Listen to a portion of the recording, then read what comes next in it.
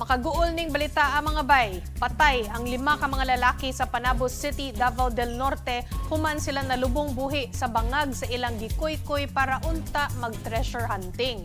Mao na sabni ang nagsilbing lubnganan sa tulo pa ka mga namatay nga wala na gyud makuha gikan sa ilawom. Para sa kumpleto mga detalye mo balita sa ato si News 5 correspondent Bril Montalvo. Stop!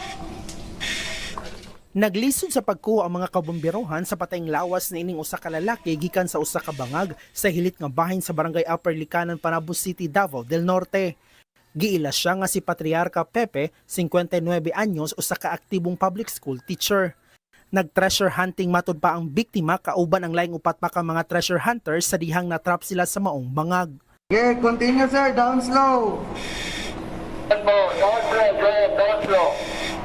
Ayha pa man ini naanay laing patayng lawas nga nakuha ang mga sakop sa BFP nga giila nga si Rodolfo Maputol, 59 anyos ug usasab ka maestro. Nakita ang mga biktima sa anaa sa 60 feet ang gilawmon.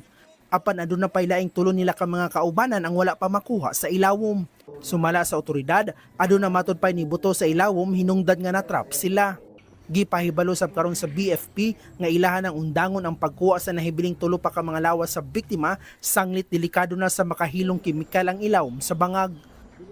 May ammonia doon and then merong carbon monoxide, so they are toxic gases man ma'am na pag nalikom talagang nakakalason. Suwerteng aduna pa sila duha ka mga kaubanan nga luwas, apil ang tag-iya sa yuta nga wala mikuyog pagsulod sa bangag. Apan naghimo karon og investigasyon ng mga otoridad sa posibleng tulubagon sa tag-iya sa maong yuta tungod sa nahitabong insidente. Gikuha na sab sa ilang mga pamilya ang mga patayng lawas sa biktima.